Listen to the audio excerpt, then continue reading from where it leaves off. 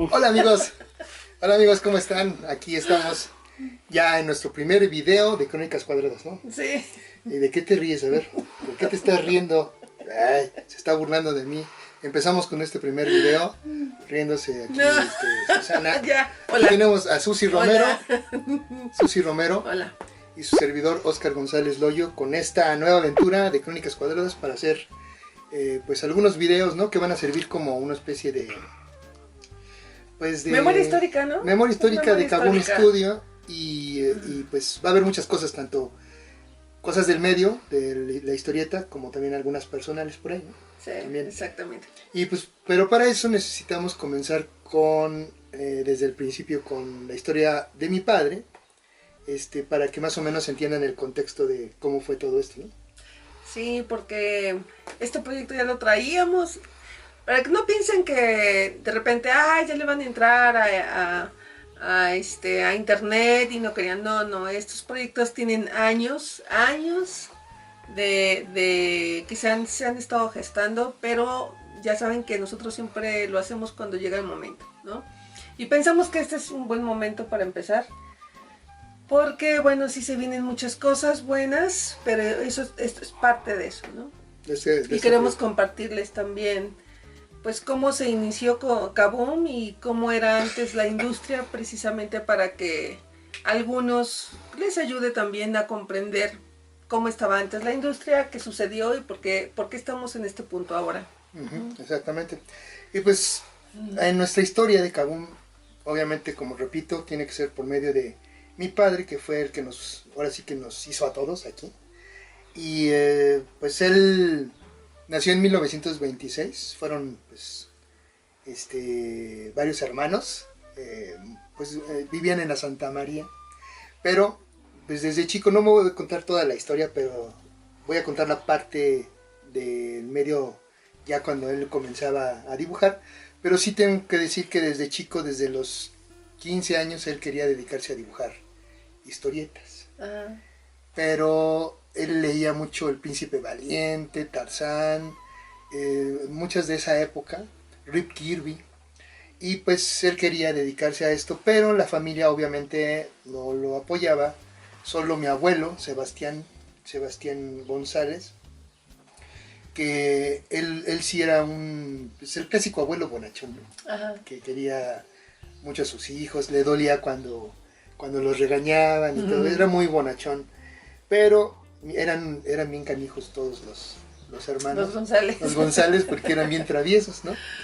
Y mi abuela pues era la que les daba sus nalgadas. Pero en esa época, imagínate, todavía nos tocó en los años que 70s y todavía los 80s fue cuando empezaron los cambios. Empiezan los cambios, pero bueno, eso lo diremos más adelante.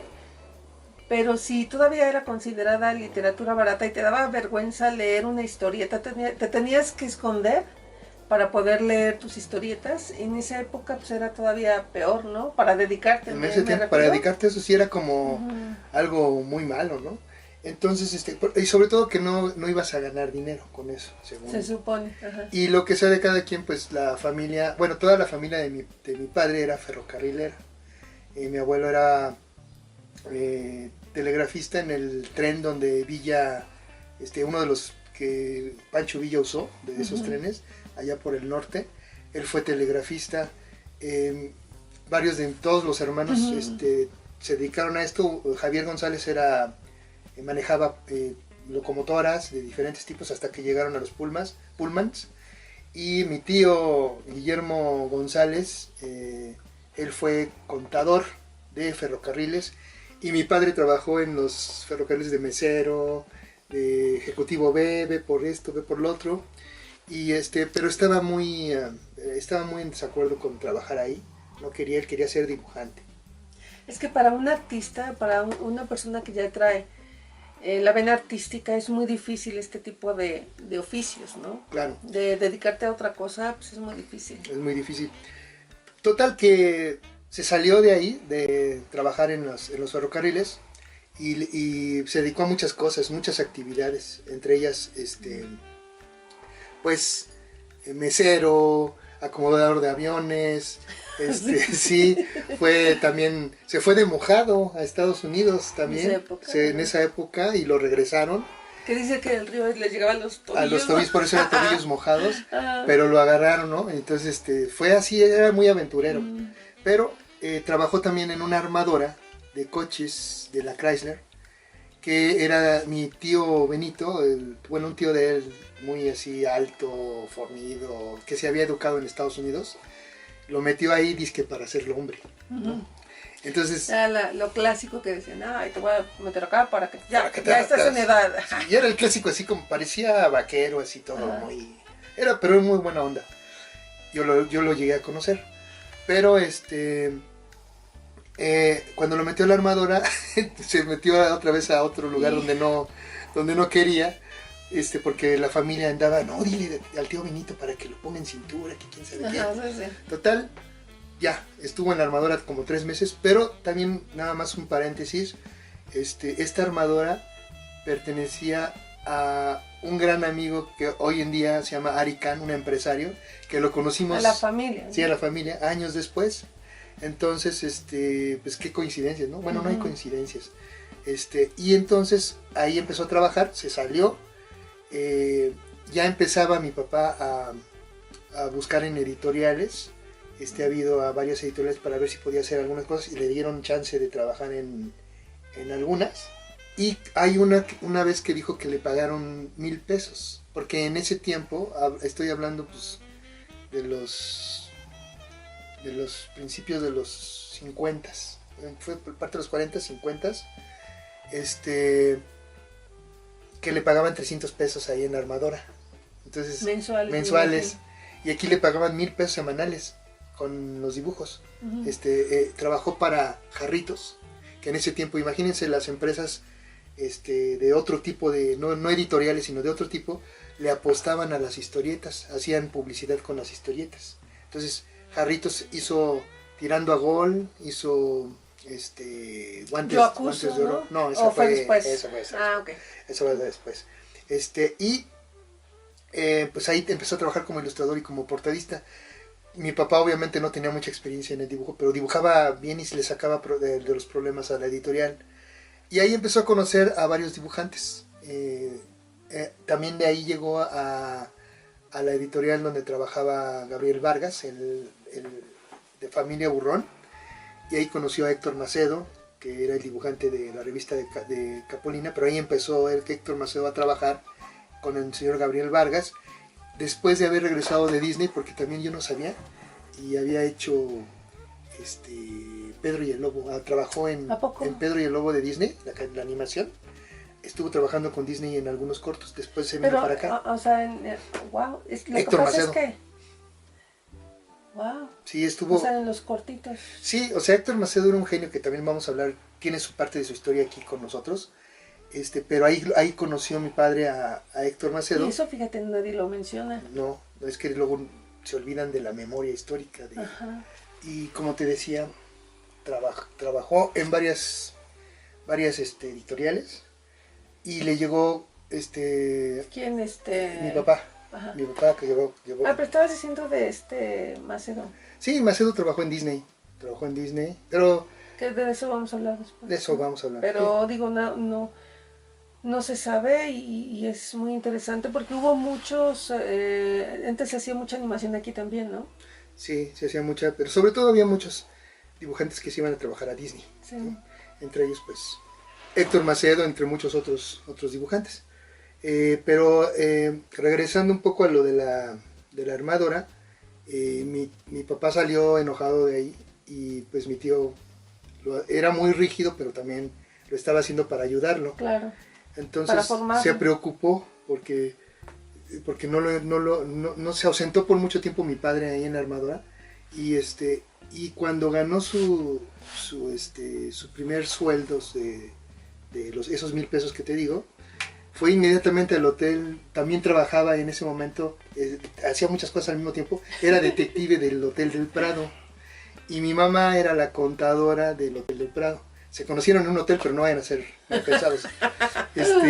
Ahí trabajaban y le fue a mostrar los 1,000 pesos a mi mamá ya nos podemos casar, ya tenemos Es que imagínate, en esa época era mucho dinero. Era mucho, con $1, para que ustedes sepan, a lo mejor ya sus papás o sus abuelos les han dicho a todos los que son jóvenes, con $1, nosotros como niños, $1 de plata, sí. comprábamos bolsas de dulces. Nos daban 50 centavos, éramos millonarios de niños. ¿no? Ajá. Comprábamos cómics, No, hombre, te historietas. una torta, comprabas refrescos, con el comprabas mismo peso. dulces, una bolsota de dulces, no, hombre. Era increíble. Y te sobraba. Entonces llegó, y en eso, por casualidad también, llegó mi tío Benito y lo vio a mi papá ahí en el Hotel del Prado, que era el detective.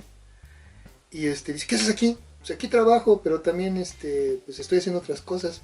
¿Y qué? ¿Cómo te ha ido? Pues muy bien, mira, ya me pagaron mi primer sueldo, $1,000 cada semana me van a estar pagando. Que estaba esperando a mi mamá. A tu mamá, ¿verdad? Sí. Y entonces dice mi tío, bueno, no estás ganando más que lo que yo te pago al mes. Y lo felicitó, ¿no? Lo felicitó y le dijo que lo citó en la armadora, que fuera rápido. Ajá. Y mi papá creía, no, me va a estar otra vez diciendo que me meta otra vez ahí, a pesar de que gané este dinero, ¿no? Y no, lo que pasa es que mi tío, por ese esfuerzo que hizo, le regaló un respirador que había en los ingenieros, ahí que tenían los ingenieros. Pero no, bueno, yo tenía entendido que le había dicho que escogiera un respirador y ¿Sí? Se lo compró. No, se lo dio. Fue de ahí. De los Porque le iba a dar Lo que le compró fue más material a mi papá. No, el respirador era de los que estaban ahí, que eran así como de la última moda de ese tiempo, porque estaban diseñados para los espacios. Sí. ¿Y qué creen dónde está ese respirador? Respirador. Ya es de Aquí lo tengo. Tito Alcunda Calari, de papá Oscar y de la tradición González. Aquí se hicieron muchas cosas en Así este respirador. es. Hermelinda Linda, bueno, la creación. Ajá. Se hicieron dibujos, portadas para editoriales. O sea, ahorita vamos a hablar de eso, pero este respirador lo tengo yo aquí precisamente no solo por el espacio que tenemos, sino porque es parte de nuestra historia, ¿no? Con su banco, nada más que ahorita lo tengo aquí, con su banco. Oye, este banco está súper macizo. ¿Sabían que ese banco para mí era muy importante? Porque después de que me bañaba cuando era niño, me ponía el banco y me cenaba ahí. ¿A poco? viendo la tele. ¿En serio? Sí. Cuando era niño viendo Disneylandia. Está buenísimo ese banco. Ajá. Entonces, bueno, mi padre pues ya le regaló el respirador y se dedicó a eso, pero uno de los dibujantes de jarritos, no me acuerdo el nombre, hay muchos nombres que no recuerdo porque cometí el error, y por favor eso también ténganlo presente ustedes, cuando sus papás o sus abuelos les cuenten historias, apunten, porque no, hay muchos nombres que no recuerdo de amigos de mi padre de esa época. Yo en ese tiempo no figuraba todavía. Y Lo bueno es que están grabados en entrevistas de papá Oscar. Sí, que luego los vamos a compartir. Y entonces ese dibujante dijo que había una nueva editorial de unos italianos. Y pues mi papá inmediatamente fue. Era Editormex Mexicana, que estaba, pues los dueños eran Don Severo y Aldo Torelli, que eran personas del jet set de Italia, que habían venido aquí a México a poner un negocio editorial. Entonces tenían muchas revistas, pero no tenían títulos íconos, sino eran revistas de amor, de policíacas. Me llama la atención. Varios temas. Me llama la atención que hayan venido a poner una editorial, pero de historieta. Lo que pasa es que ellos en Italia tienen una alta tradición en historietas, pero que veas, eso es bueno. En México había una gran oportunidad, ya había muchas historietas famosas, ya existían muchas otras que habían tenido mucho éxito. Y entonces mi padre fue ahí a pedir chamba, y en ese tiempo pues no llevabas los portafolios como ahora los presentamos, sino hojas así sueltas en un folder. Antes no había una educación de eso, porque te lo iban indicando los propios editores, te iban indicando lo que tenías que hacer. ¿No? Y entonces a don Severo le gustó el trabajo en papá y empezó a hacer portadas. Había una revista que se llamaba Historias Románticas, y eran libros libros que hacían y mi papá los ilustraba, eran de 1 o 2 cuadros, eran libros gordos, eran muy, muy famosos y lo hacían muchos dibujantes. Mi papá empezó a trabajar ahí, pero pues don Severo y Aldo Torelli tuvieron creo que algunos problemas y tuvieron que regresar a Italia, pero estuvieron aquí varios años, pero pues trajeron a su hijo Giorgio Torelli para que se hiciera cargo de la editorial. Giorgio era una persona extremadamente así muy seria, su humor era muy fino, pues no sabía todavía muchas cosas del mundo editorial. Su papá y su tío lo enseñaron ahí todo lo que tenía que hacer. Y empezó a trabajar con mi padre, pues también le empezó a dejar trabajo. Y mi padre en ese tiempo también ya los dibujantes que estaban en Editor Mex se hicieron muy amigos. Ajá. Y tan amigos que iban de campamento, iban a Acapulco, porque también déjenme decirles que mi padre era muy fan de Sea Hunter, que aquí se llamó El Investigador Submarino, Okay. que era una serie con Lloyd Bridges. Y dice que era fanático, era por ahí por los 50s. Y entonces quiso bucear también y se fue a Acapulco, compró equipo, porque antes te vendían el equipo en Aurrera y en ese tipo. Había cosas que luego ni te imaginas, wow, ¿no? ajá. Y aletas y todo. Y entonces fueron y se iban varias veces. Entonces Giorgio Torelli, el dueño de Editor Mex ya en ese momento, se le antojó ir en se le grupo, antojó ¿no? ir y y les dijo, oiga, don Oscar, no puedo yo unirme al grupo. Pues, Y claro. en eso dice, todos los demás se quedaron chiviados porque decían, oye, pero es el jefe, o sea, ¿cómo vamos a actuar con él? Y mi papá, no, déjame, claro que sí, vénganse con nosotros, porque mi papá se encargaba de unir mucho, ¿no? También. Es que tu papá era muy bonachón. Muy bonachón. Muy bonachón y muy querido en el medio. Y entonces empezaron a ir a Acapulco hasta que después una persona nativa de Acapulco que buceaba le dijo que había una persona en Zihuatanejo que era virgen todo, no había nada, como en Acapulco ya era conocido, pero no había gente y que podían ir a bucear en lugares muy padres. Y se fueron a Zihuatanejo y ahí conocieron a Oliverio Maciel, que ya también esa es otra historia que contaremos. Pero lo padre de aquí es que ese grupo de amigos con Giorgio Torelli, el jefe de Editor Mex, se iban 3 veces al año a acampar, y cuando yo nací, también nos llevaban a toda la familia y iban muchos amigos. Lo cuento esto porque ese fue el principio para que la editorial funcionara de una forma diferente a otras editoriales. Las demás editoriales era el trabajador, el que entregaba sus guiones, los dibujos, le pagaban y ahí te vas.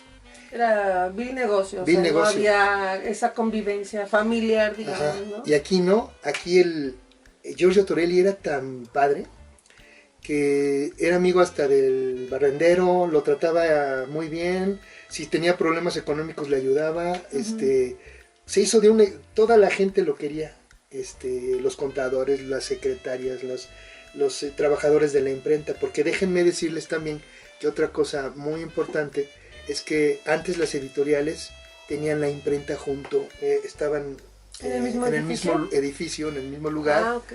Y muy pocas lo tenían en talleres separados, pero Entonces la editorial también era imprenta. era imprenta. O sea, era la misma empresa, digamos. Editor Mex Mexicana se dedicaba a imprimir a otros y al mismo tiempo imprimía sus propios productos. Que eso fue un gran poder. Estaba en Avenida de la Luz, no me acuerdo el número, pero ahí entre Nativitas y Portales. Entonces ustedes entraban hacia Editor Mex y era todo un pasillo donde llegaban algunos coches de los jefes. Acá estaban oficinas y departamentos de fotografía, había muchos otros aditamentos. Imagínate. Y hasta el fondo estaba todas las máquinas de impresión que en ese tiempo eran de las modernas Y grandotas. y grandotas. Y no era una gran editorial, era chica la Editor Mex, no era como lo que manejaba Novedades o Vid en ese tiempo, sino era una editorial mediana, como lo mencionábamos antes. Por ejemplo, Marvel y DC eran el equivalente a Novedades y Editorial Vid o la de Calimán, editora acá. Pero aquí, déjenme decirles Aquí era Dark Horse. que habían había no sé cuántas editoriales, o Sí. sea, era toda una industria. Por eso contamos esto, porque una vez le enseñamos a un amigo un libro que se llama Mitos y Monitos. No, sí, ¿no? La historia de la historieta, ¿no? No, la de Irene Herner. Es. ¿Mitos Así. y Monitos? No, no me acuerdo. Ahorita Ahorita, les damos. ahorita se los mostramos. Pero cuando ve la lista del estudio que se hizo por Irene Herner, de cuántas editoriales existían y lo que era la industria, todavía en los años 70, no estamos hablando del apogeo, estamos hablando de los 70, nos preguntó, dice, pero ¿cómo se acabaron todo esto?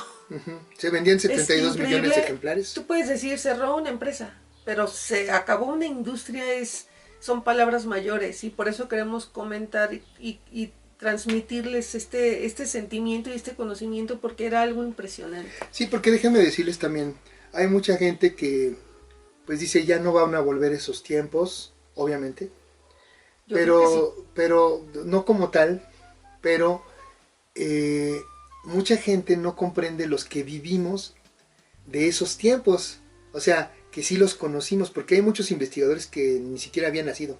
Ajá. O sea, crecieron en el tiempo de los 90, cuando empezaron a conocer las historietas, en los 2000, y ya son Y líderes. dicen lo que creen que pasó, Ajá. o porque fulanito me dijo, no, pero una cosa es, porque fulanito a lo mejor ni pudo haber dicho otras cosas que ni siquiera también vivieron, o también se tergiversa un poco la realidad, pero haberlo vivido es otra cosa. Por ejemplo, en estos tiempos, como les decía, Editor Mex mexicana, pues era una editorial diferente a otras porque el jefe convivía con todos sus trabajadores, se hacían compadres del jefe, mi padre se hizo compadre de Giorgio Torelli y empezamos, bueno, todo esto es en la cuestión de mi padre, ahí ya empezó a hacer muchos títulos para Editor Mex y ahí es donde entro yo ya de alguna manera. Porque pues todo esto que les menciono, ya en 1959 cuando yo nací, él ya estaba haciendo sus entradas a Editor Mex, ya estaba trabajando para Editor Mex con Don Severo y con Aldo, ya por el 60 más o menos es cuando llega Giorgio, si no me equivoco, por el 60, y es cuando ya empiezan a hacer todo lo que les platiqué. Cuando íbamos a Zihuatanejo, pues también íbamos todas las familias en campamentos, no había hoteles, teníamos que pescar nosotros. Eran zonas vírgenes. Sí, mi padre y todo el grupo pescaban con ayuda de Oliverio, les enseñó Oliverio Maciel a bucear, era nuestro cocodrilo Don de Oliverio, que ya como les dije antes, vamos a hacer un capítulo especial de Zihuatanejo, que también tiene mucha importancia. Exacto. Pero en ese, cuando ya yo me acuerdo, vivíamos nosotros en Tajín, en la colonia Narvarte, y después nos cambiamos a... No, perdón. Vivíamos en Xochicalco, y después nos cambiamos a Tajín. Vivimos como un año en Xochicalco y un año en Tajín. Y en ese momento llega mi padre y nos pita. Y pues, ¿qué ese pitido qué es, no? Y nos asomamos en la ventana y había comprado un bocho de esa época y era el primer coche que tenía mi papá, el que teníamos. Y lo compró precisamente con también de sus primeros sueldos con Editor Mex, ya como desarrollador, como director artístico, porque en ese tiempo cuando era dibujante, Giorgio se queda solito, sin nada. Y entonces mi papá se ofreció a volverse su mano derecha de Giorgio, se volvió director artístico y manejaba él solo en ese tiempo 15 títulos, que hoy en día es como que es como pues medio ilógico que una persona maneje 15 títulos.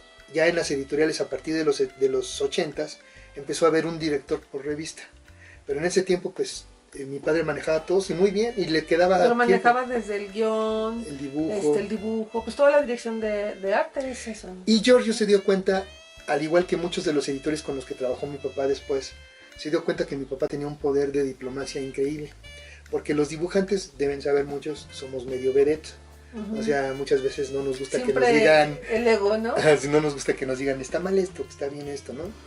Entonces, mi padre era tan hábil para decirles dónde estaba lo malo y no se sentían agredidos.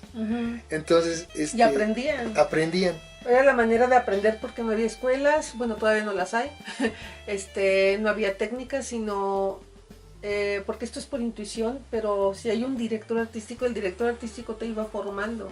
Así ¿no? es. Sí, no, y aparte, no solo eso, los trataba personalmente, hasta los hacía psicología de mi papá. Te digo, muchos se lo volvieron compadre. Entonces, él podría decirle, él siempre acostumbraba ver los cartones, bueno, los guiones los revisaba, y mi papá era muy lógico en cuestión de algunas cosas, entonces, pues corregía muy bien los argumentos, pero también los dibujos les decía dónde estaba con un papel albanene, porque él decía desde entonces que era una grosería dibujarle encima de los dibujos, claro. el lápiz, porque estás dañando el arte original del artista. Claro. Entonces eso no puede ser, tú no puedes ahora sí que entrometerte en ese cartón porque es sagrado para el artista, ¿no? Entonces él usaba un papel albanene y encima de eso les corregía. Y se iban contentos porque también a veces les ayudaba a resolver problemas. Que eso ya le estaremos platicando también o mostrando en próximos talleres de preservadores, para que sepan cómo se trabaja, ¿no? Sí, con el grupo de preservadores del arte secuencial que formamos y que vamos a dar muchas otras sorpresas con él, que ya les estaremos informando. Pero en ese tiempo pues ya hacían muchas revistas con títulos, pero todavía la editorial iba tambaleándose, empezó a decaer. Y Giorgio, preocupado, le dice, oye, compadre, ¿ya le decía pelón o todavía no? Sí, le decía pelón, le decía, ya como agarraban mucha confianza, le decía, oye, pelón, a ver, dime, porque deben saber que la oficina de Giorgio, estaba Giorgio con su escritorio de jefe, y mi padre aquí al lado con su escritorio de director artístico, en el mismo cuarto. Antes lo tenían separados, estaba en otro lado, pero luego yo dijo, no, quiero que estés aquí conmigo para aprender también de todo lo que le dice a los dibujantes y todo eso. Entonces, en ese tiempo estaban bajando las ventas y dijo Giorgio, ¿qué hacemos, pelón? Porque esto va para abajo y está preocupante. Entonces, pues, mi papá le gustaba mucho el esoterismo, los ovnis, lo oculto, ¿no? Y le dijo mi padre a Giorgio, oye, el pueblo de México, a pesar de que es también muy cristiano, muy católico, también le gustan las cosas de brujería y esoterismo, ¿no? ¿Por qué no hacemos uno que se llame Brujerías? Y entonces yo ya tengo un bosquejo de todo lo que se puede hacer. De todo el proyecto. De todo el proyecto. Y podemos hacer. Y dicen, no, ¿cómo eso? No. Y lo dejó 2 años. 2 años. Lo que salvó en ese momento un poquito, que no se fuera tambaleando la editorial, es que otro dibujante muy famoso, que también ya falleció, un genio de genios también, Saltiel Alatriste. Saltiel Alatriste él estaba haciendo una revista que se llamaba Las Aventuras de Viruta y Capulina, con Héctor Macedo, que mi papá había conocido en el estudio de Gabriel Vargas, como ya lo hemos mencionado. Y entonces, también su editorial estaba también quebrando. Entonces Héctor Macedo, preocupado también porque estaba haciendo el título de Viruta y Capulina, fue a hablar con mi papá y le ofreció cambiar de esa editorial a Editor Mex Las Aventuras de Viruta y Capulina. Y entonces pues mi papá y Giorgio aceptaron, y Capulina también, y ahí es donde también se formó otra amistad con Capulina, otra familia, porque viajábamos. Creció más bien, ¿no? La familia. Sí, viajábamos juntos y íbamos de paseos y todo eso con Capulina. Pero es importante que esa revista empezó a tener mucho éxito también, ¿no? ¿Y duró, dices, como 40 años? ¿O no, como 45. Con Capulina se empezó a hacer también una excelente amistad.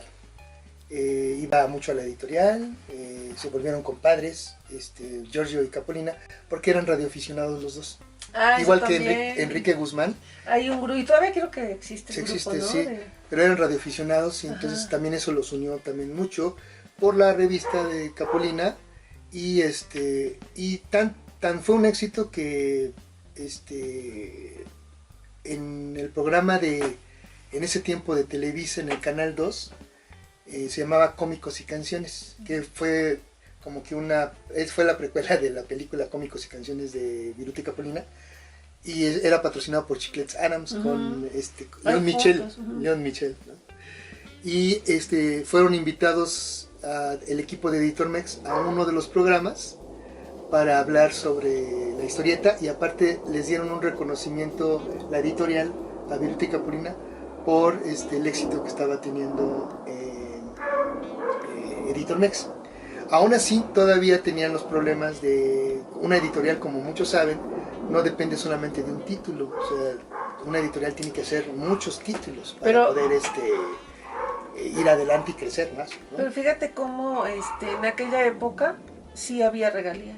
Sí. Antes, según tengo entendido, a Capolina por sus películas jamás le dieron regalías, pero vivía de las regalías de las regalías de la historieta. Sí, iba cada mes, iba por sus regalías, porque eran semanal, eran 4 números, iba cada mes. Yo me acuerdo porque yo ya en ese tiempo pues yo ya convivía mucho con mi padre en la editorial, me llevaba siempre en las vacaciones o en días festivos, me llevaba ahí a la editorial. Entonces pues yo ya también me empecé a involucrar en esto del mundo editorial, no solo en Editor Mex, también los dibujantes que se volvieron amigos de mi padre, que eran José Cabezas, se volvió compadre de mi papá y es co-creador de Melinda Linda, él dibujaba,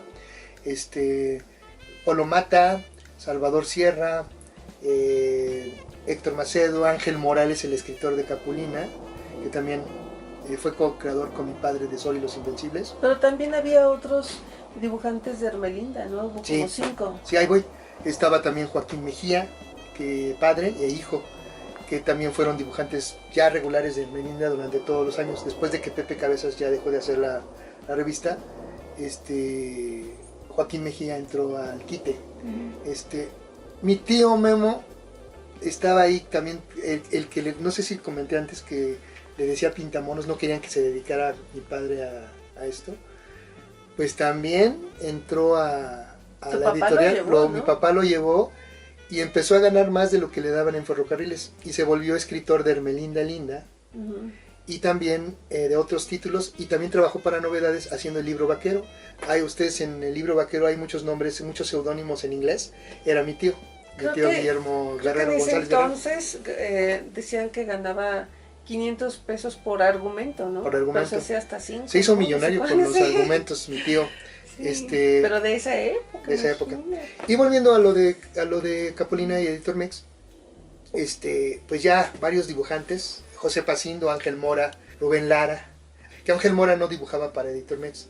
Ángel Mora venía como amigo, dibujante, y se juntaban también en las reuniones bohemias, se reunían en el Café Victoria y en el Árabe, que en el Emir, allá en el centro, con don Lalo y Lu, que son los dueños eran los dueños de este restaurante árabe. Ellos se juntaban a tratar de salvar el mundo de la historieta y hacer sus planes. Sus problemas de aquella época. Que sus problemas de aquella época eran completamente otros distintos. Imagínense, a los que antes podían vivir de esto. Sí, se vivía muy bien. De hecho, me acuerdo que Aramburo nos comentaba, dice, no, yo soy de Hugo Aramburo. Soy de los que menos me pagaban y yo tenía oportunidad tenía mi casa, me compré mi casa, podía viajar a Europa, cambiaba de carro cada año, o creo que ganaba muy bien. No sé qué tanto, ¿no? O 2 casas, no me acuerdo que nos contó. O sea, se podía ganar de esto y muy bien, ¿no? Sí, y entonces la editorial, volvimos a lo de la quiebra. Iba en quiebra y entonces Giorgio, ya desesperado, le dice a mi papá, ¿sabes qué? Aviéntate lo de brujerías. Entonces ya llama a mi papá a Pepe Cabezas, a Fausto Buendía, y en la casa de ustedes, allá nosotros vivíamos en Moras, en la Colonia del Valle. Entonces yo de chico me acuerdo perfectamente bien de todas las reuniones que tenían, las pláticas. Pepe Cabezas, español, refugiado español, él comenzó a trabajar con don Ramón Valdiosera en su estudio, que ya también falleció el año pasado, en 2017. Que resultó ser tío de Norijico, aquí de miembro de Kabum, resultó ser su tío. Entonces, Pepe Cabezas estaba trabajando con don Ramón, pero don Ramón se dedicó ya más que a la historieta, se dedicó al diseño de modas para películas y para otro tipo de situaciones, para diseño de vestuarios, ¿no? De diseño de modas. Pero Pepe Cabezas ya empezó a trabajar regularmente con mi padre y con Editor Mex, y era muy fino, así muy distinguido. Se usaba su boina, usaba su barbota. Era pintor, ¿no? Era pintor, y haz de cuenta, Pepe Cabezas tenía la capacidad de pintar como Rembrandt. O sea, sus pinturas parecía que eran un museo de la época clásica, y escultor también, era un artista nato. Entonces, pero por lo mismo, siempre como que no estaba de acuerdo con mi papá en la cuestión de los argumentos. Decía, no, compadre, porque ya eran compadres, es que eso no le va a gustar a la gente, ¿cómo le va a gustar lo de la brujería? Y entonces empezaron a sacar brujerías, que Fausto Buendía fue el que sirvió de modelo para la bruja. Entonces le ponían focos abajo para que se viera oscuro. Yo me acuerdo todavía cuando empezaba yo a ir a tu casa, bueno, cuando empezábamos a hacer algunos proyectos, hicimos eso en tu casa, de tomar fotografía y video con luces y etcétera para proyectos. Sí, y Fausto Buendía, que también era un buen dibujante, de hecho su hijo todavía continúa, creo que dibujando, sirvió de modelo para la bruja. Y total que la sacaron, y siempre las juntas eran los miércoles y viernes. De hecho se veían todos los días. Era pachanga de comiqueros todos los días, pero tanto en la casa de los dibujantes o en los restaurantes, ¿no? Pero si ustedes llegaron a conocer a Papá Oscar, porque muchos de ustedes sí lo conocieron, y lo han de recordar, que era muy dicharachero, o sea, como tu personaje Shirbalam. Exacto. ¿No? De hecho, pues es él, ¿no? Ajá, exacto. Y él comentaba que precisamente la noche en que hicieron el primer guión fue un relajo porque estaban cansados y empezó a bromear porque era bien bromista. Ah, no, pero eso viene ahorita. No, pero no fue. No, ahorita sacaron a Brujerías seria. Ah, ya, fue. Después de que de Brujerías que se convirtió. Brujerías seria. Ya, okay. Y entonces iba muy bien. Entonces, perdón, me adelante. Sí, se adelantó. iba muy bien. Y no, es que también hay dos etapas en Hermelín, en Brujerías. Se vendía muy bien, pero tanto se vendía que la gente llegaba a buscar a la bruja, a Editor Mex, para pedir recetas y ayuda. Y mi papá tenía que salir y dice, no, es que sabe que para no romperles pues, la fantasía. ¿Fue en Melinda? En las dos ocasiones. En la otra era más seria, en la otra podía jugar más con otro tipo de situaciones. Y entonces pues mi papá tenía que decirles que estaba en otro lado, ¿no? Que había ido a Catemaco. Y todo eso. Porque también como creativo, y la gente está creyendo, de hecho, sí, claro. Si ustedes ven las revistas de brujerías o de la bruja Hermelinda, los fans son adultos, no son niños, porque era una revista para adultos. Y se tomaban su foto para el club de Hermelinda de brujerías, ¿no? Bueno, en ese tiempo empezó a tener éxito y iba muy bien. Mi padre, como creador conceptual, era director artístico, entonces en los créditos no podía poner su nombre porque en esa época había problemas. Entonces se puso como director, y Pepe Cabezas como el guión y el dibujo, pero eran mañas que se tenían en esos tiempos para poder publicar. Como yo con Karmatron puse a Arturo Sebastián como el creador, bueno, como dibujante, eran mis abuelos, era mi abuelo paterno y mi abuelo... Un seudónimo. Sí, pero para que sepan, sin embargo, había un código entre las editoriales en aquella época y se le reconocía su autoría a los creativos, a los creadores. En el caso como de tu papá, siempre se supo y se sabe que es el creador de Hermelinda. De hecho, creó muchísimas historias que se las dejaba a las editoriales y las hizo millonarias, ¿no? Que es que Pero reconocían que él era el autor. Es que en ese tiempo trabajabas para las editoriales, mi papá trabajaba para Editor Mex. Ajá. No había la cuestión de proteger tu obra, porque el mismo Gabriel Chávez, también, Gabriel Vargas, perdón, don Gabriel Chávez, estoy pensando en usted, no, don Gabriel Vargas, también, pues, él tenía su equipo de dibujantes, él casi luego no dibujaba, o sea, dibujaba su equipo de dibujantes, pero era Gabriel Vargas, Pero los fíjate, dibujantes no ponían, ¿cómo se dice? Pero así se trabajaba antes. Sí, así se trabajaba antes. Ellos dibujaban y él firmaba, como si fuera su trabajo, pero eran sus dibujos, su equipo. Los que nos salimos del Huacal fuimos nosotros ya después porque ya empezamos a proteger por los derechos de autor. Pero bueno, volviendo a esto, llega un anuncio de gobernación, un comunicado de gobernación a Editor Mex y puso en jaque otra vez a la editorial porque querían que cambiaran el nombre de Brujerías a otro o que la cancelaran, porque Brujerías incitaba al mal, a la gente, a la brujería. A la brujería. Y entonces pues no quedó de otra más que cambiarle el nombre. Y ahí fue, en las juntas que había en la casa, mi padre pues empezó a bromear, hizo un guión todo, por la desesperación hizo un guión todo así como... Ya estaban cansados, y empezó a bromear y tú y así hicieron el guión. Y Pepe decía, no, ya, compadre, mejor ya, vámonos porque no estamos haciendo nada, este guión es una porquería, lo hizo todo chusco. Y entonces ya mi papá acostumbraba a llevar a Pepe todos los días, porque iba a comer a la casa todos los días, y nosotros también a su casa, pero él vivía en la Gertrudis Sánchez, y nosotros vivíamos en la Colonia del Valle. Todos los días en la noche llevábamos a Pepe a su casa, yo los acompañaba, y mi mamá, porque nos gustaba salir aún en la noche. Ya cuando regresamos, ya se iban, pues ya mi papá ya se iba a dormir porque si era tarde, ya era como la 1 a las 2 de la mañana, y en eso suena el teléfono y era Pepe otra vez. Compadre. Pero en la madrugada. En la madrugada, ya, ¿no? sí, compadre. Que dijo, no pude dormir, estuve leyendo el guión. ¿Sabes qué? Está increíble, sí me gustó. Y eso que era muy así, tú hablabas con Pepe, hola, ¿cómo estás? Sí. Pues así era muy ceremonioso y serio, ¿no? Y aparte era muy científico. Pero fíjate, así sucede, cuando estás cansado es mejor detenerte, te refrescas la memoria, Eso es parte del calmas, consejo. Ajá. Y vuelves a ver tu obra y dices, ok, ya lo ves un poco con más claridad, ¿no? Con más claridad. Sí, porque cuando estás embotado, luego no te salen luego las cosas. O te salen y no te das cuenta. Por eso es importante la dirección artística. ¿No? Sí.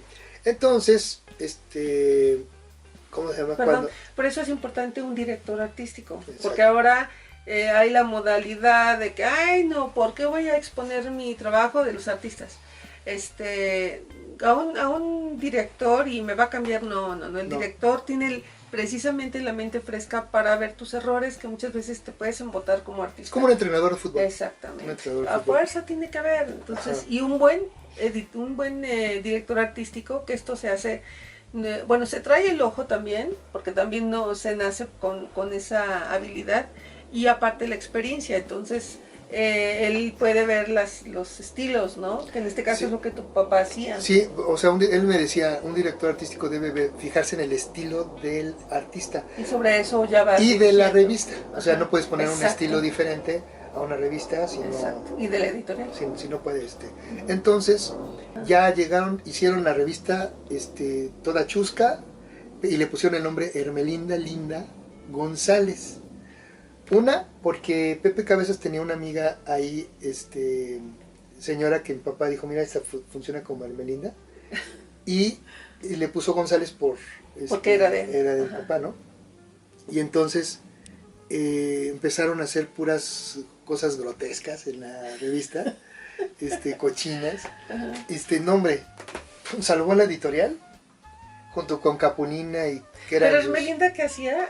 Hermelinda era una bruja fea, gorda, con el ojo saltón. Con el ojo saltón, pero siempre le iba bien.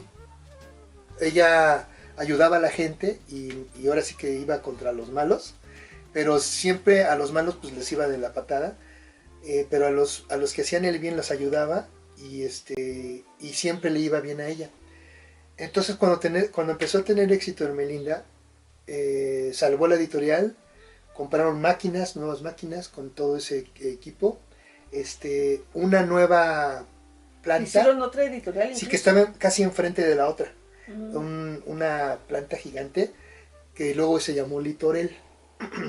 Y al lado, como también, acuérdense que también el buceo era muy importante para nosotros, se creó una fábrica de aletas que era de otro socio de Giorgio, y las aletas se llamaban Escualo. Mi padre es el que hizo el tiburoncito de esas aletas que fueron muy famosas en los años 60, 70. Sí, eran súper famosas. Yo todavía tengo las mías. Sí.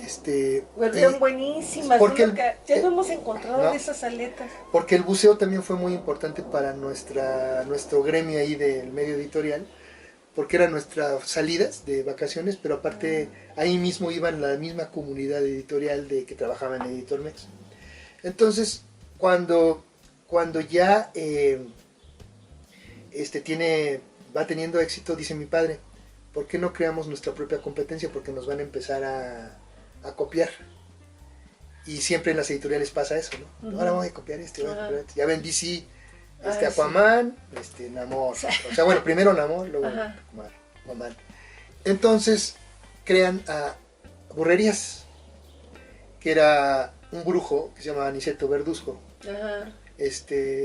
Y entre mi papá y Pepe crean Burrerías con los guiones también de mi tío Memo también. Ya había entrado tu tío. Ya había entrado mi tío. Mi tío hacía también todos los de Hermelinda, y empezó mi papá a delegar porque su misión era hacer otras historietas, que entre ellas vino Sori y los Invencibles con Ángel Morales, Don Leocadio, que no era propiamente de Editormex, sino era de un dibujante que quiso que se imprimiera por medio del sello de Editormex, Cárcel de Mujeres, Blue Demon, o sea, empezaron a ver ya cantidad de títulos, Blue Demon como fotonovela. También empezaron las fotonovelas. Y por cierto, miren aquí nuestro buen amigo Mikey, que está atrás de la cámara, nos trajo el libro que Susi había mencionado anteriormente. Sí. Es uno de los mejores estudios que se ha hecho, bueno, de esa época, de cuando todavía existían la industria de la historieta. Y aquí viene precisamente, es de Irene Herner. Y Mitos y Monitos, historietas y fotonovelas en México. Si tienen oportunidad de adquirirlo. De adquirirlo, creo que todavía por internet se adquiere, porque no sé la verdad. No, pero muestra lo que estábamos comentando hace rato, de cómo de las editoriales que había antes, ¿no? Todas estas editoriales, no, pero se ve la lista, ¿no? Miren, todas estas editoriales, déjenme ver, por acá están. Miren, todas estas son editoriales y títulos, ¿no? Bueno, son editoriales y títulos que vendían miles y otros millones de ejemplares semanalmente. Los que más vendían eran Calimán, Lágrimas y Risas, Memín Pinguín. Eran ventas de millones, 3 millones, 2 millones. La Editormex lo máximo que llegó fue a los 800, 900 mil ejemplares. Exacto. Con Hermelinda, Capulina, y lo mínimo eran 300 mil ejemplares, que era pues muy bueno también. Hoy en día ya 15 mil ejemplares es una grosería, ¿no? En este tiempo. Pero vean todas las editoriales.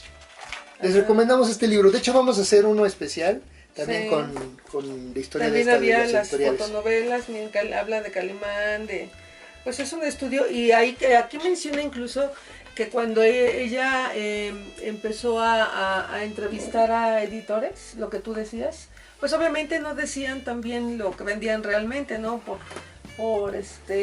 Decían cantidades menores. Y aún así, miren, por eran ejemplo, millones de ejemplares. Aquí las editoriales acostumbraban encuadernar los ejemplares. Ajá. Y en estos, por ejemplo, todos lo encuadernábamos.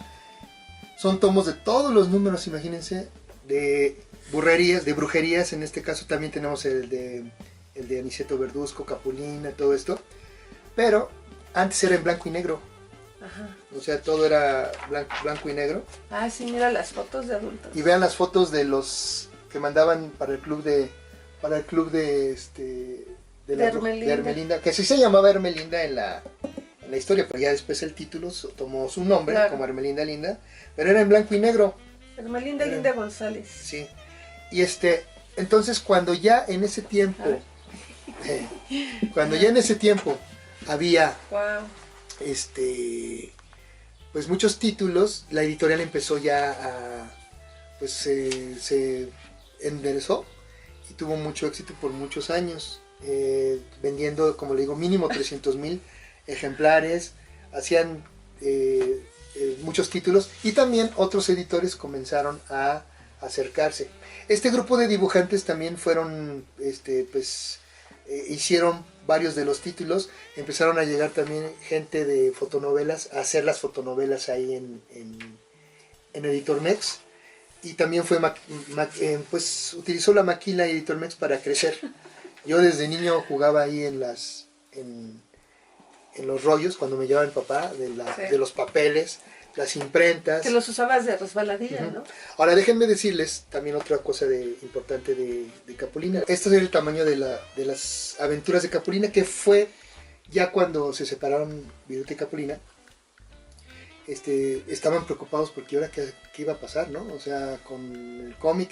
Pero afortunadamente Capulina sacó el programa de las aventuras de Capulina, entonces continuamos con esto, aunque ya después yo le dije a mi papá, es que no hubiera habido problemas, si sacan el cómic iba a tener también el éxito, porque en realidad jalaba mucho Capulina pero fíjate que por eso es la ventaja de una historieta continua, semanal, porque te da la oportunidad de irte adaptando a los cambios que se van suscitando. Claro, ¿no? En era el 826 número, ¿no? Era bastante. Y bueno, también siguió con el éxito, no bajó.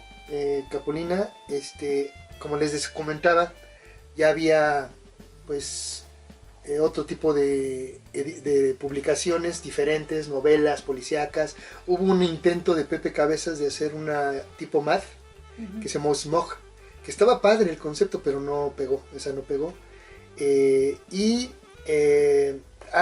cuando se separa Capulina, estaban preocupados al principio con lo de Viruta, y mi tío Guillermo González Guerrero propuso a Giorgio Torelli el hacer un personaje ficticio que tuviera relación con Viruta, que aunque no era verdad, entonces sacó lo que se llama el tío Porfirio, que es un taxista, era un taxista que manejaba uno de esos cocodrilos, le llamaban el cocodrilo, los taxis, cocodrilos, eso quiero ver bien, y también la dibujaba Héctor Macedo, que esa es otra de las cosas importantes que deben saber. Héctor Macedo era tan increíble que podía hacerse 3 o 4 historietas en una semana, él solo. Obviamente ya empezaba a tener ayudantes cuando ya estuvo más grande de edad, pero es que pero él dibujaba Capulina y Tío Porfirio, después el Tranzas y Pancho Pantera. Y es que fíjense que precisamente la escuela que se trae es esa. Antes eran historietas diarias y después se hicieron semanales, pero había artistas que se hacían, pues como tú dices, hasta 3 historietas en una semana, o se hacían ya con ayudantes, se podían hacer hasta 3.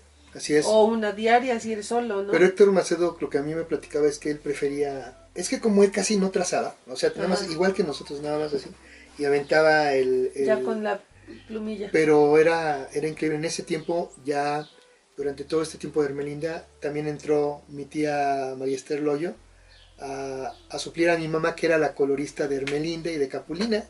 Por muchos años fue colorista mi madre, y luego entró mi tía y mi tío, y empecé a colorear Capulina, que en esos tiempos se hacía por medio, no había computadoras, se hacía por medio de la técnica del tapado, que era poner una hoja de la veneno en el cartón y se coloreaba con Prismacolor y se ponía como guía, y se ponían unos números en los colores para los de la imprenta cuando fotografiaban.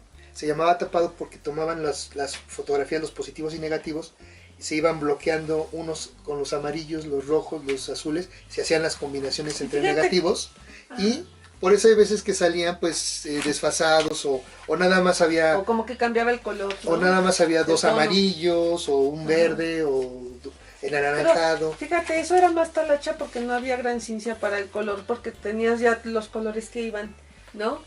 Pero vivías de eso también, ¿no? O sea, era muy bien pagado. Sí, por ejemplo, el color se hacía en un día o 2 días. Ajá. Ahora, meter color a una historieta te lleva el mismo tiempo que hacer una historieta de 32 páginas un mes, te lleva el mismo tiempo, porque el color es más sofisticado, tienes que estar apretando muchos botoncitos y y el otro.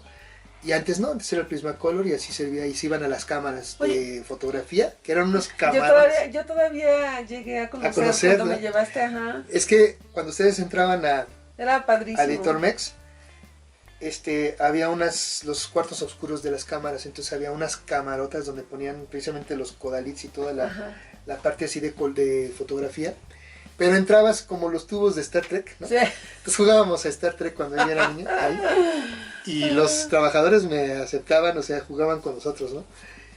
Pero era muy padre. Tú sí llegaste a conocer Editor Mex, yo sí conocí el tubo donde jugabas a que te teletransportabas, ¿no? Ajá, te metes, cambias y ya estás en otro lado.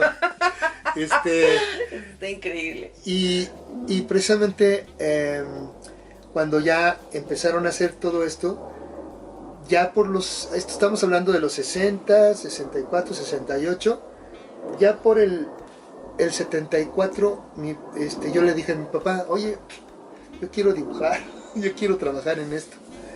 Ahí tenía 14 años. Y Giorgio me dio la oportunidad de hacer las secciones de Capulina, hacían anuncios antes ponían anuncios en Capulina, de las otras revistas que había, y me dieron la sección de Aprende a dibujar, que en ese tiempo pues era mi primer trabajo profesional. Hacía mis personajes que ya luego yo empezaba a crear, y sacaba las secciones de Aprende a dibujar. Aquí, como me gustaba el jazz desde entonces, aquí estaba dibujando a Ray Charles.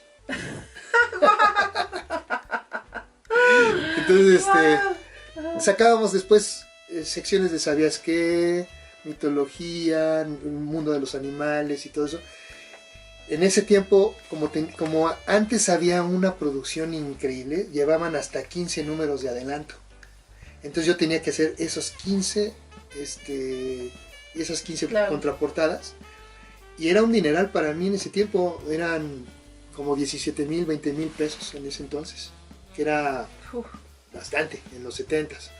Y empecé a trabajar y todavía no me metía ni siquiera a la universidad, ya iba en la secundaria.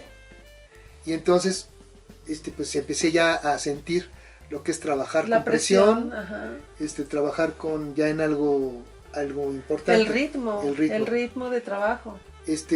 Precisamente en las vacaciones, porque al mismo tiempo estaba en la secundaria, y antes de eso, cuando iba en la primaria, que también en la primaria estuve en el Queen Elizabeth, que fue porque Giorgio me metió ahí, porque como había alberca quería que aprendiera a nadar por lo de Cihuatanejo. Pero ya empezabas a dibujar, ¿no? Ya empezaba a dibujar. Desde chiquito. Y entonces yo siempre que llegaba a la oficina de Giorgio, hagan de cuenta como la historia sin fin, de que entra a la librería y encuentra libros mágicos, era el closet mágico. Entraba puro papel y materiales de dibujo, pero como tenían mucho desperdicio de papel cuando imprimían, no lo tiraban, sino que hacían blogs, hacían cuadernillos para notas y cosas así. No, y llegabas ahí y de repente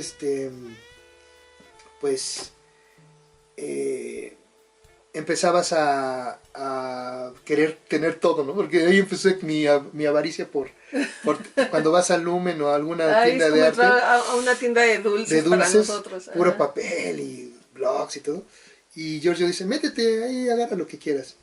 No, hombre, me iba con mis bolsas llenas de blogs, lápices, sacapuntas, acuarelas. Wow. Habían acuarelas porque también en ese tiempo algunos dibujantes hacían pruebas de color ahí mismo para ver cómo iba a quedar, ¿no? Ajá.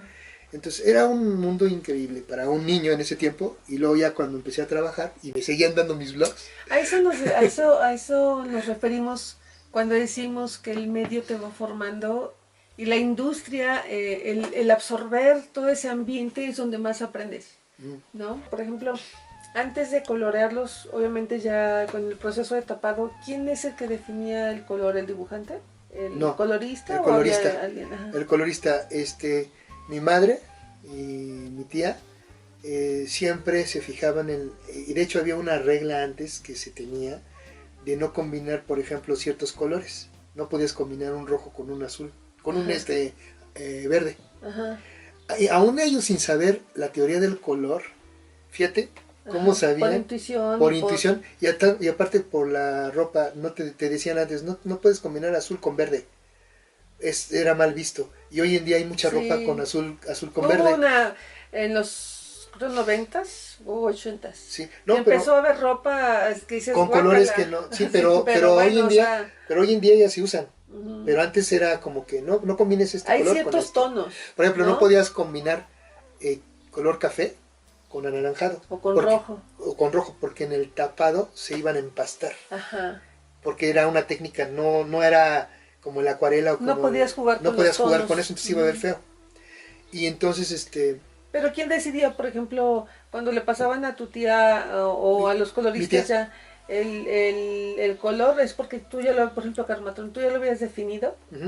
Sí, yo ya lo había definido, pero en Capulina... Tú le decías, este va de este color. En Capulina se fijaban en la ropa de Capulina, en los carteles, y por ejemplo usaba muchos tonos verdes, muchos tonos azules, anaranjado con azul, o azul. El azul era el que luego como el que usó mucho Capulina, como en este caso. Sí. ¿Sí? Y precisamente, como les decía, no podían combinar ciertos colores, porque si se ve así, se ve como un mazacote, ¿no? A ver. Entonces tenían que combinar ciertos colores porque no había muchos. Era una producción muy sencilla, pero también era muy difícil porque, a ver, este color ya lo usé aquí, ¿cómo lo uso acá? No, era muy limitado. De hecho, todavía conservo los Prismacolors desde Capulina y de Carmatrón, así chiquititos, los tengo en una caja ahí. Esos son para el museo. Son como triunfos de guerra, ¿no? Sí. Y volviendo a lo del el closet mágico, con esos blogs mi papá ya me regaló, cuando empecé a trabajar profesionalmente ya en las secciones de Capulina, me regaló una pluma, un lapidógrafo, que eran de este tipo, de marca Rotring, negros, de punto, y que estos los cargabas directamente así, con la tinta. Con estos hice muchos de los bocetos, que ahí empezaba con esos libros con esos blogs que me daba Giorgio Torelli. Era tu patada de la suerte. Ajá, fue tu patada de la suerte. Y por eso la conservo aquí, ¡ay! La verdad. La conservo. Tu Punta Calari, no juegues. Sí, y entonces, pues ahí empecé a hacer, con esos blogs, mis primeros libros de bocetos, para hacer personajes. Porque ya tenía en ese tiempo en mente el crear, ya tenía El País del Nani. Que a mí me gusta mucho la onda fantástica de personajes hasta para niños, personajes como tipo, ahí viene Cascarrabias, Alicia en el País de las Maravillas, la Pantera Rosa, todo ese tipo de cosas fantásticas, y de mundos que entras a un mundo, ¿no? Entonces El País del Nani, ahí empecé a meter muchos de mis personajes que de niño había creado, y eso pues los conservo todavía en carpetas, y pues fue una época increíble. No con esto dejaba de usar la plumilla, porque yo la estaba empezando a usarla y estaba aprendiendo. Con eso hacía precisamente las contraportadas de Capulina. Pero fíjate, es lo que comentábamos, que un artista se hace en el mismo medio, ¿no? Porque al momento tú de que te echabas de la resbaladilla, usabas los rollos de papel como resbaladilla, o el hecho de que escuchabas las pláticas entre los pintores y los artistas de cómic y los guionistas y todo ese ambiente. Eso es lo que realmente forma a un buen artista. No digo que haya malos artistas ahorita, pero pero es muy Ay, muy diferente bien, porque se tiene todo ese feeling y todo ese código que muchos nos preguntan, ¿y qué es el código, no? Pues es eso, es absorber ese ambiente que precisamente ahorita los nuevos chavos que quieren dedicarse a esto o que se dedican entre comillas a esto, pues no tienen esa escuela, pero no hablamos de una escuela como tal, no el edificio, no todo un sistema, ¿no? Sino ese ambiente que te empapaba como artista, el hecho que tú digas, yo iba para mí era magia estar en la imprenta, el olor de las tintas y de los papeles. Todavía llegamos y es otra cosa totalmente diferente y desgraciadamente los nuevos valores no tienen esa oportunidad de crecer en este ambiente que es tan importante para el artista, ¿no? Sí, o sea, no quiere decir que ahora no se puedan lograr ciertas cosas, pero lo que nos hacía diferentes Sí, claro. un poco antes es que vivíamos en medio, había una industria, entonces... Pero ese feeling se proyectaba sí, en lo que hacías. Sí, el hecho de que, por ejemplo, en la casa de ustedes iban, como decíamos, dibujantes, Ángel Mora, José Pacindo, Muralistas. Pepe Cabezas, Ajá. los hermanos Raúl y Armando Anguiano, que ellos también tuvieron una parte importante con nosotros porque nos enseñaron muchas cosas. Era increíble, aparte, a mí de niño me gustaba, más que es lo que no comprendo ahorita, no comprendo cómo le hacíamos para ir a la escuela, hacer la tarea, ver todas las caricaturas que había Sí. en la televisión y todos los programas Salir importantes, a jugar. salir a jugar con tus amigos, pero un buen, y aparte acompañaba a mi papá a las reuniones Sí. con yo creo que sí el tiempo está cortándose, Sí. porque antes Por eso nos sacamos alcanzaba. una nota, ¿no? Que Sí. ya son menos horas Sí, las que tenemos. sí, no, pero era increíble, Sí. porque tenías el chance, veíamos Ultraman, Astro Boy, Sí, era todas las caricaturas de padrísimo. Hanna-Barbera, Disneylandia, las series de Las televisión, series de televisión. que empezaban, Ajá. aparte hacías tu tarea, y aparte jugabas con tus amigos en el campo, íbamos de campamentos, íbamos de excursiones, Ajá. íbamos a muchos lados. No quiere decir que ahora no lo puedan hacer muchos, pero es que sí, como había una industria, teníamos más la facilidad de poder. Pero ha cambiado mucho, mucho, ¿no? Entonces, por eso muchos nos critican, porque dicen, es que estás loco, güey. Pero es que cuando tú recuerdas todo eso, dices, es que cómo es posible que se haya perdido todo eso. Y como uno que lo vivió, pues es como un anhelo el que vuelva todo eso, ¿no? Ajá.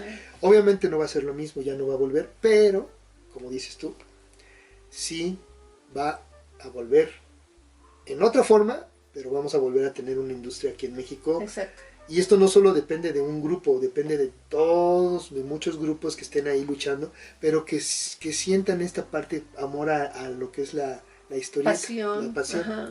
En Editor Mex, la Pasión, verdad, pero no también desubicada. desubicada. O sea, Hay que ubicarnos y por eso estamos contando esto, ¿no? Por ejemplo, Editor Mex fue, como decíamos, y vuelvo a repetir, una editorial diferente a otras, porque combinaba la parte de los artistas conviviendo con los dueños. Todo el mundo estaba relacionado, el de fotografía se iba a comer con y el todos se colorista, apoyaban, ¿no? todos se apoyaban. De hecho, les voy a comentar esto, que hubo un problema ahí grave, editorialmente hablando, pues que afectó a Editor Mex, por eso también se terminó.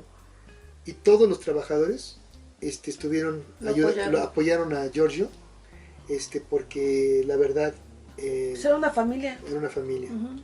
Algunos habrá que, como en todo, que se hayan salido enojados, o sea, o algo que haya O que pasado. han sido traicioneros. Sí, pero en realidad, Como en todo. sí, pero en realidad de lo que nosotros conocemos y a las personas que conocimos siempre hablaban muy bien.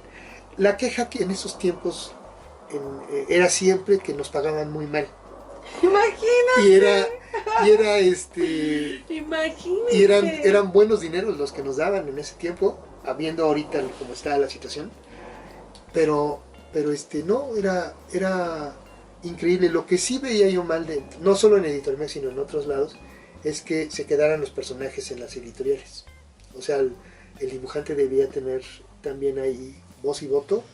Que en Editor Mex siempre hubo eso, porque Giorgio siempre dejó a los artistas que crearon cosas que hicieran lo que fuera su personaje, pero en otras editoriales no los dejaban. O corrían a los dibujantes y ponían a otros. Y aquí no, aquí en Editormex no, en Editormex siempre fue el mismo dibujante, ya si el dibujante no quería seguir por enfermedad bueno, o por cansancio, por otras cosas. Por ejemplo, Ángel Morales, para los que no lo sepan, era un genio también, don Angelito, que era increíble, una de las personas más bonachonas también que he conocido. Y junto con Héctor hicieron la pareja la pareja artística de Capulina. Pero Ángel Morales junto con mi papá creó a Zor y los Invencibles. Él lo dibujaba. Los primeros números de Zor y los Invencibles, que están aquí. Miren. Esto ya es otro dibujo de otro artista, el segundo dibujante de Zor. Se apellidaba Merino, no me acuerdo el nombre. Porque también no se acostumbraba a poner créditos al principio en algunas revistas. Ajá. Cosa que mi papá también luchó por eso. Pero fíjate que bueno, lo que pasa es que antes ellos eran artistas contratados. Sí. Y no se trabajaba el proyecto autoral hasta que ustedes empezaron a promoverlo y a luchar por eso. Sí, no, aquí Ángel también formaba parte de la élite que llegaba con Giorgio y con mi papá, y sí planeaban las historietas, pero sí, como dices tú, hay varios dibujantes. Es que trabajabas para la editorial. Para la editorial. Entonces, pues también tuvo mucho éxito Zor, y Ángel Morales lo dibujó los primeros, creo que 40 números, casi todo un año, los 54, casi todo un año, pero le dio un ataque. Entonces ya no pudo seguir dibujando, entonces entró este dibujante artista que nunca lo conocí yo, Merino, o si lo vi, no supe que era él. Y él también empezó a sacar las clases de dibujo que yo sacaba con Zor, pero él ya las dibujaba, ¿no? Bueno, después, cuando hubo toda esa bonanza, hubo otra, y más grande todavía, que no estuvimos de acuerdo mi padre y yo y muchos, pero resulta que hubo una persona ajena a Editormex, un artista, no me acuerdo tampoco el nombre, que inventó el sistema de las minis, y se la llevó a Giorgio para que él les vendió el concepto de hacer las minis. En otras editoriales que hicieron también minis, no se permitía ya volver a contratar a otras personas, y porque iban a los refritos, lo que se llaman los refritos, que era, por eso que empezaron a cortar los originales, que eso es lo que mi papá no quería, y pero de todas maneras pues le entraron en Editormex a eso. Entonces muchos de los cómics de Capulina, de Zor, de todo lo que tenían, los empezaron a recortar. Ay, no. Para sacar las minis, que al principio ustedes si ven las antiguas, tienen ciertos cortes que no iban, pero cortaban los cartones para que se vieran. Después hubo ya... Fue un trancazo. Ajá, no fue un trancazo, se vendió más que el cómic normal, grande, que imagínense el tamaño. Bueno, vamos a ver uno de Zor, a ver, aquí está, uno de Zor, el tamaño de la mini y el tamaño del cómic normal, ¿no? Entonces, se hicieron todos los títulos de Editormex en minis. Mini Cárcel de Mujeres, Mini Tío Porfirio, Mini Capulina, le llamaron el Capulinita, por eso el nombre del Capulinita. Ajá. Entonces, imagínense todos los cartones. A mí me tocó ver cómo personas estaban encuadrando. ¡Ay, no fue! Y recortando los originales. Los originales. Héctor Maceo estaba así. Es como en la película de Mr. Bean. Sí, del cuadro. No, pues, pero fue una situación así como de Mr. Bean que te daba cosa. Sí, pero Pero fíjate, y estas costaban ya en ese entonces 12 pesos. 12 pesos. Era nada. O sea. Y no, pero acá costaba 2 pesos cuando obviamente 1.50. Pero estos ya son de los últimos de Zor. O sea, de los primeros de Zor. Ese dibujo ya fue hecho especial para las minis. Ajá. Ya no era recortado, ya fue hecho para eso. Pero imagínense todos los cartones que se echaron ahí. Ay, no. Que eran originales. Sí. Que si hubieran subido del mercado del coleccionismo o de que era un acervo cultural muy importante, pues todo se echó a perder. Hermelinda, Borrerías, Tío Porfirio, todas las mini cárcel de mujeres, Minicolor, que también había una que se llamaba Minicolor. Entonces, pero vendieron cantidades. O sea, esto mantuvo Editormex otros tantos años. Sí. Y dejaron de sacar poco a poco las revistas grandes.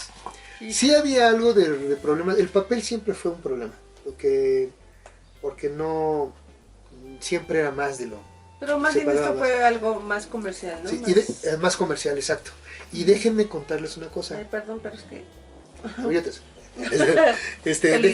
Déjenme decirles que hubo 2 años, los que leyeron el Capulina grande, hubo 2 años en que las máquinas se descompusieron.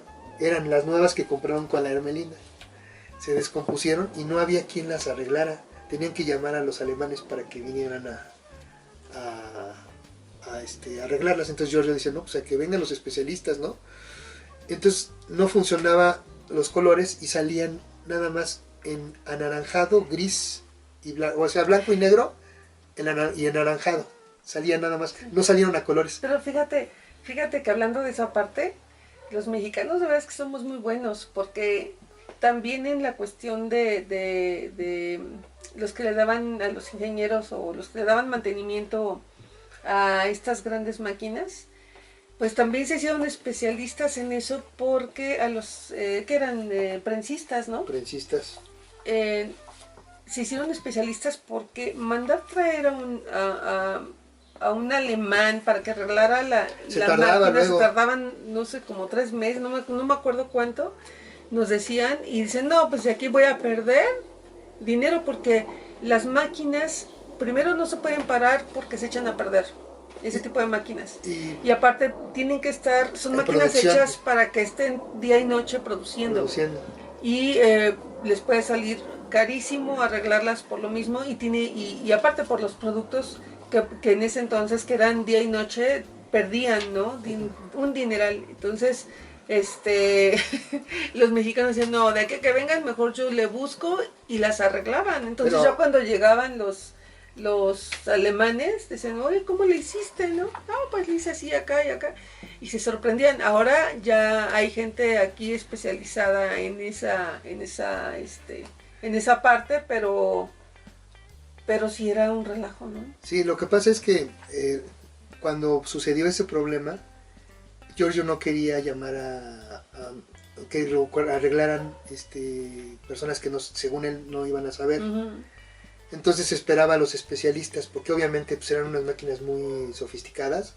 Uh-huh. Y entonces no quería él pensaba que la iban a dañar, porque cualquiera puede pensar eso, ¿no? Entonces se pasaron 2 años y no llegaban. No, sí era... Entonces durante 2 años estuvieron saliendo los cómics nada más con el color anaranjado. O sea, blanco y negro y anaranjado. Y todas las revistas, hay una época en Editormex, si es Hermelinda, Capulina, Tío Porfirio, todas salían, que esas son muy valoradas también. Uh-huh. Y cuando ya no le quedó de otra, que ya se estaban tardando, sí. Lo que tú dijiste, muchos de los trabajadores ya que operaban la máquina decían, yo la puedo arreglar, don Giorgio. De hecho, yo te lo comento porque mi papá trabajaba en la fábrica de billetes, y ahí sí no se podían esperar. No. Ahí sí era de, ¿saben qué? Ni modo, encuéntrenle, pero esto tiene que seguir funcionando. Sí, no, aquí fue porque sí, Giorgio, por obvias razones, no quería, hasta que tuvo que hacerlo. Y los ingenieros, bueno, los que manejaban las máquinas, ya como las manejaban y las conocían a la perfección, pues sí, podían hacerlo. Y entonces llegaron, lo que tú dices, llegaron los alemanes ya cuando demasiado tarde. ¿Y ahora cómo le hicieron? No, pues aquí el tornillito, que quién sabe qué.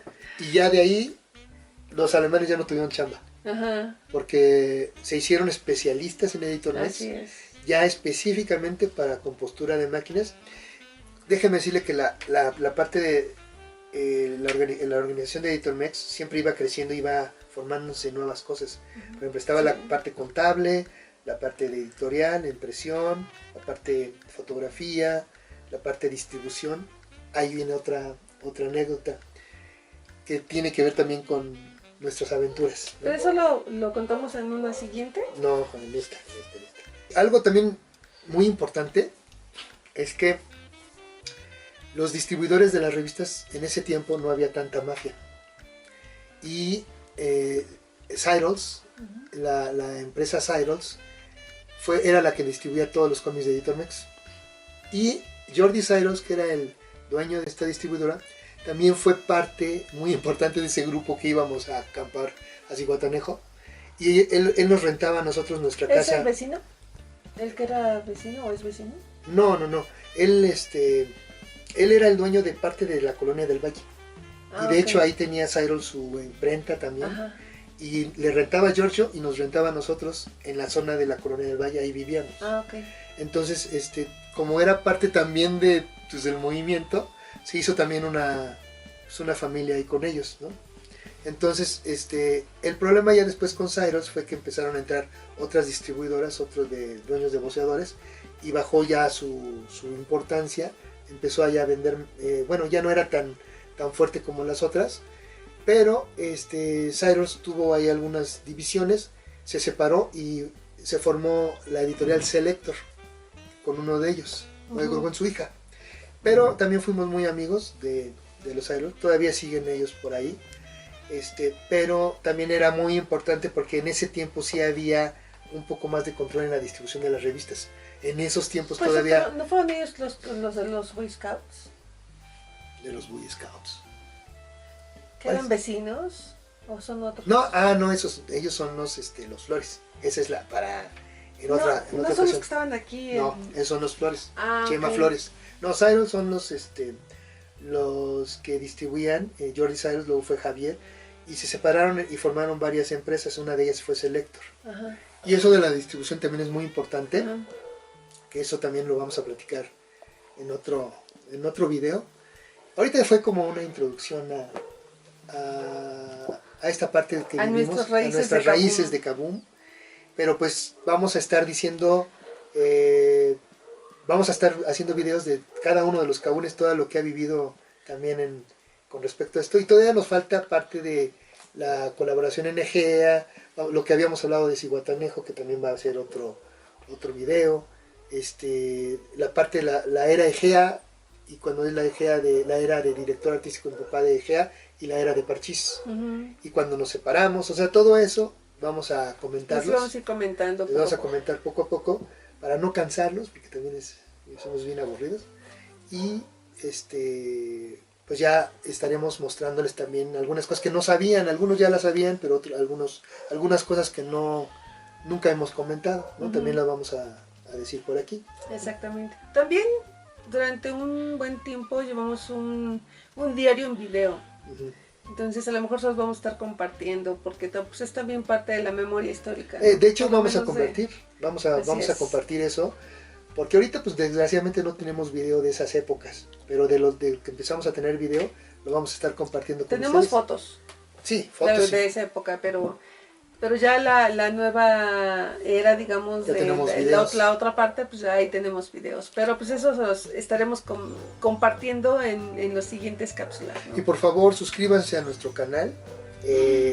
También denle like para que pues cuando menos empecemos también a esto de del YouTube o de las plataformas de video.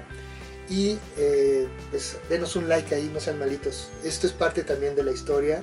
Sí. Esto es previo a lo que son nuestras clases presenciales y también online, para que ustedes conozcan bien algo de la historia. Y si tienen preguntas, pues ahí también nos las pueden hacer y las podemos ir comentando en los videos que vayamos haciendo. Sí, esto es muy bueno, me gustó mucho porque se puede retroalimentar y también es importante para todos aquellos que quieran incursionar en este medio, porque el hecho de que haya existido una industria y que no existe ahora no significa que ya lo desechemos, al contrario, hay que conocerlo, porque es muy importante para la formación de nuevos artistas.